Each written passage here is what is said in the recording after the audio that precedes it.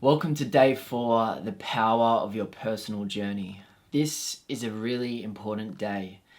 Today is all about recognizing the value of your unique life path. It's about shedding light on the parts of your story that you may have ignored or maybe even forgotten. I hold a firm belief that you and I are consciousness occupying human bodies. People talk about the Matrix being this simulation that we all exist in.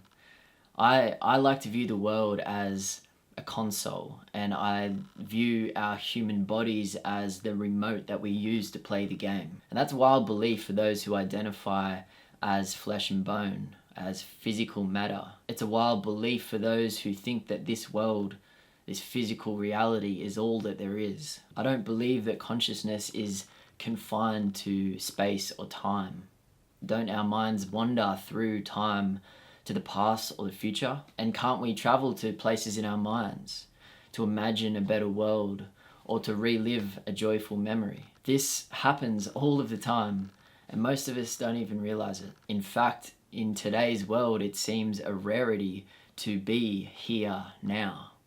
It seems a rarity to be fully present with another person. Many of us are living in the past, reliving past events. Many of us are living months or even years into the future, trying to speed the present moment along. I am guilty of this. For a long time in my own journey, I didn't feel present. In fact, I didn't even know what presence meant. The times in my life when I did feel present were rare moments of clarity and connection. Throughout my life, I always choke up when I go to share something personal, but throughout my life, I've had a habit of dissociating in challenging moments, zoning out. This is one of the 4 common responses to trauma.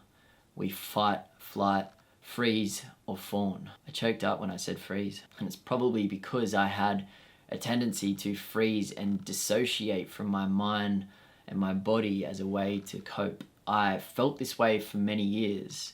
In fact, for a very long time, I felt like I was living my life on autopilot, kind of separate from the world, dissociated, and just kind of watching the world pass me by, not really engaging or interacting with it. It's kind of sad to think about, but it seems as though this has become the default setting that people live their lives on. I was able to finally break free from this sleep state when I decided to step outside of myself. I quit my job, I left my home country, I left my friends behind, I left my family behind, and I went out into the world. I explored the world and I explored myself. And this journey allowed me to see the world through a different lens. It allowed me to see life through the perspective of different cultures and different beliefs. But I had to completely get out of my own comfort zone in order to snap out of the illusion of my own life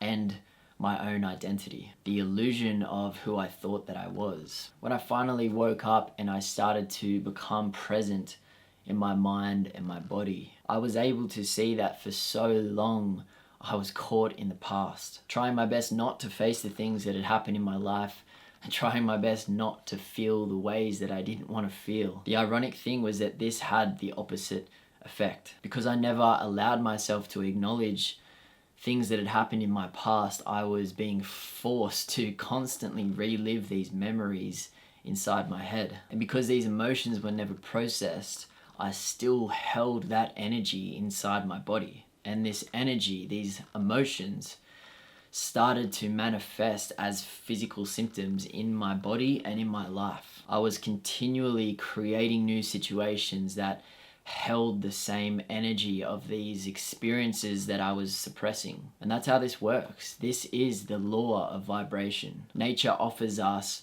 situations that match our vibration, that match the energy that we're holding within ourselves. And that's why we use meditation and visualization to raise our frequency so that we can start to bring in different and new and more positive outcomes into our lives. It's also the way the subconscious mind attempts to heal the body by creating experiences that are similar to the past experiences we've been through, as a way to better understand and process those events in order to release them.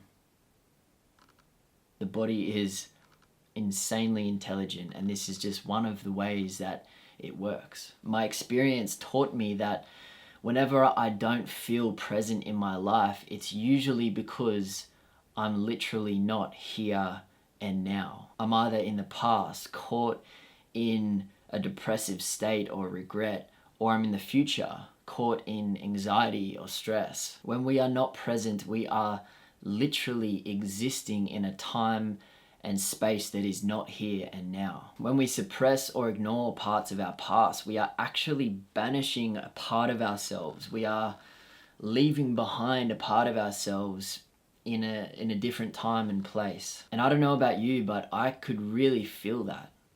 For a long time before I had explored all of the things that I was keeping buried and hidden, locked down, it felt like parts of myself were just scattered across space and time. It felt like I wasn't whole. It felt like so many parts of who I was, my soul was like fractured across time and space. And until we go back, clear the memory, find the lesson, and release that energy from our body, and also retrieve that part of ourselves. Until we do that, we can't become whole. We can't be fully present here and now. This exercise is designed to take you on a journey through time and space, to explore the story of how you came to be, to find the lessons in your unique life experience, and to retrieve the parts of you that you might have left behind in order to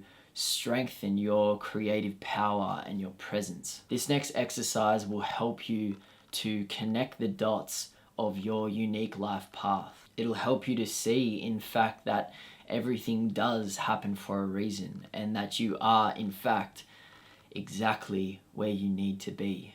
And on a personal note, as with all self-reflective exercises, the more that you invest yourself into this, the deeper that you go in your own self-reflection, the more that you're going to get out of this. So when you're ready, jump into the exercise. And again, if you do feel called to share your experience of this lesson with the rest of the group, I highly encourage you do so. And one more thing, this is pretty deep work, so please, if someone else in the community is brave enough to share their experience, make sure you show as much as support as you can to that person. Otherwise, I'll see you in the next lesson. Peace.